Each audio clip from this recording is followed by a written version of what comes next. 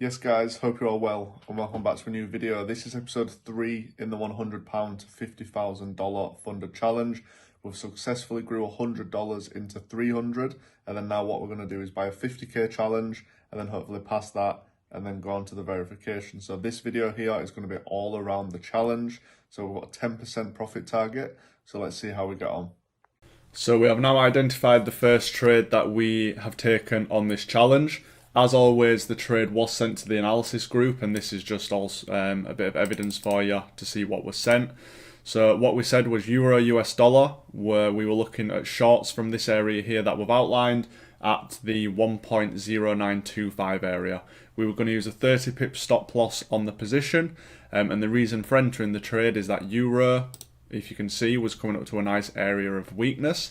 At the same time, the dollar was coming up to an area of strength. So for that reason, we played them off against each other, and we were hoping, obviously, we could capitalise on that. So if we look what happened in the position, the trade came up, triggered us in. We actually went break even at plus 20 on this position, which is 1.0905. So if I go into, let's say, the 1 hour chart, you can see price came here. We went break even on the position.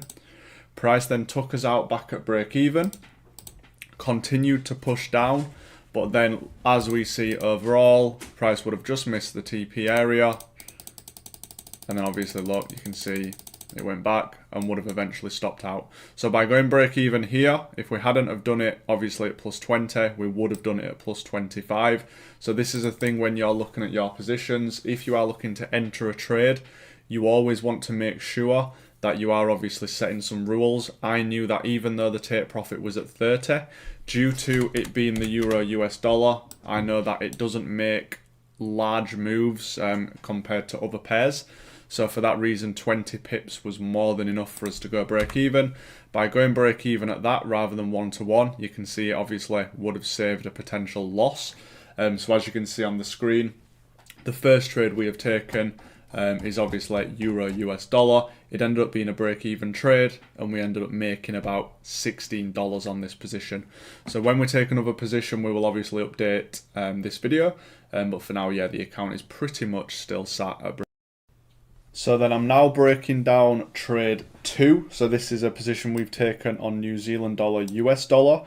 If I come into this chart and just zoom in a little bit for you, you can see that on the left hand side, this is the New Zealand dollar US dollar chart. I said we were interested in shorts from this green area at 0.6290, and on this trade I would personally use a 30 pip stop loss.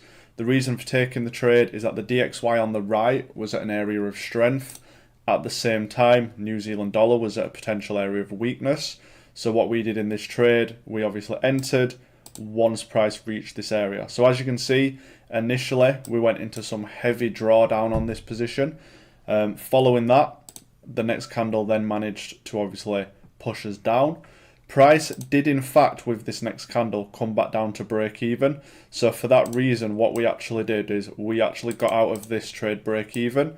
Main reason being is that the dollar and the New Zealand dollar were not correlating together as nice as we would have liked them to be. So for that reason, we thought the safest bet was to actually close this position break even.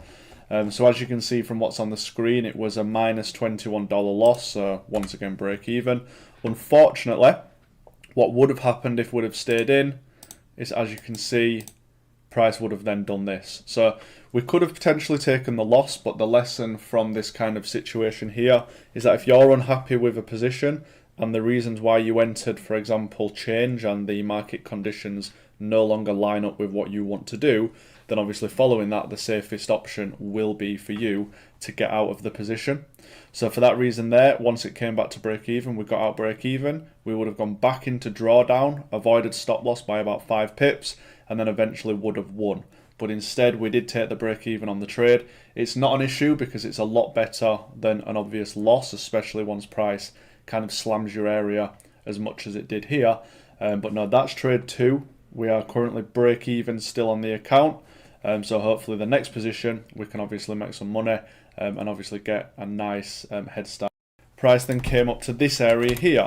So if I now get up this example here, let me just have a look. If I show you this here, what I then said is that if we were looking at this market here, New Zealand dollar yen was actually coming up to an area here with a 50 Fibonacci. There was a trendline retest and also some EMAs. At the same time, we were looking at the Japanese yen, trying to find some correlation, and obviously we did. So that's just the evidence there that obviously it was sent to our members beforehand. What I will do is just draw up the trade for you now. So as you can see, Fibonacci from here, we had, let's have a look, we had this area there. And as well, we just had a bias because this trend line had obviously been broken. We were expecting potentially a change in market structure and obviously a nice break retest of these lows here. So what actually happened, if we go into the 60-minute time frame for ease, you can see obviously based on the screen, I will load up the profit shot now. You can see that the actual entry on this position was 8277, which is here. So you can see we were triggered in there, and then what happened was price then slammed and hit our TP. So if you're looking there, you can see we took $1,098 from this position, so just over obviously 2%. So that then takes the account to around 54,000. Sorry, 52,000. That then means that all we need now is a $500 trade or a 1-to-1 on obviously 1% risk, and then what we'll be able to do following that is then obviously potentially pass stage 1 of this funded challenge. So if you stay tuned, hopefully the next update I send is basically us passing the challenge. So then guys, I'm now breaking down a position on Canadian dollar yen. So in this position here, what we actually did was, once again, we used the yen as confluence. And then following that, what we actually did was take a position and kind of played the two currencies away from each other. So what happened was we identified an area of strength on CAD yen. So if you can see, we had the 98 round number, we had key level, key level, key level. So we had a nice area within the market where CAD should potentially get strong. If you see here, I sent this to the group.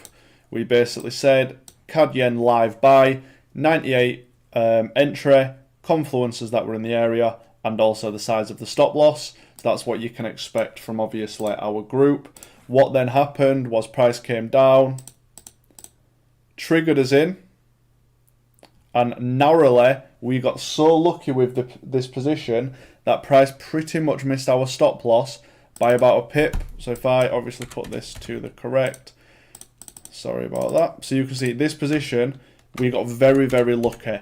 Realistically, we should have lost this position in all honesty, but again, we didn't, so we can't complain.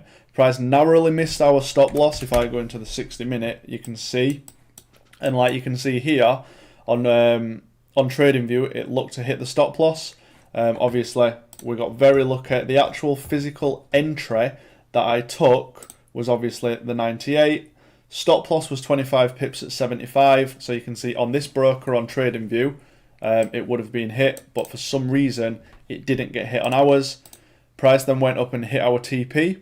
So then following that, we have now actually made $480 on the account, and therefore we have passed this challenge. So episode 1, we obviously made 100% on the account.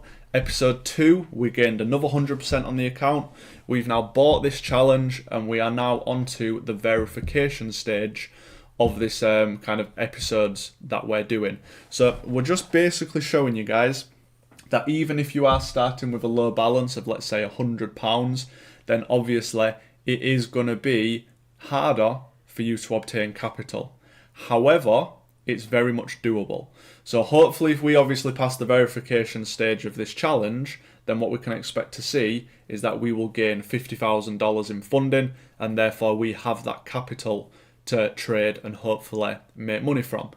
That is from a starting balance of £100. So it's just basically showing you how easy it is to actually increase that capital, and then the goal will obviously be to save and reinvest the profits from the funded account into your actual live trading account, so that eventually you are self-sufficient upon that. So that is going to be it for this episode here. You can see that we've taken 5 trades on this account, 0 have lost, 2 have broke even, and then 3 have won. So the next episode is going to basically be us taking the verification, Hopefully it's obviously going to get passed, and then following that, what we can start doing is showing you payouts, etc. for the funded account in the future. So thank you very much, guys, for watching this video if you've got this far. As always, everything is in the description if you require it.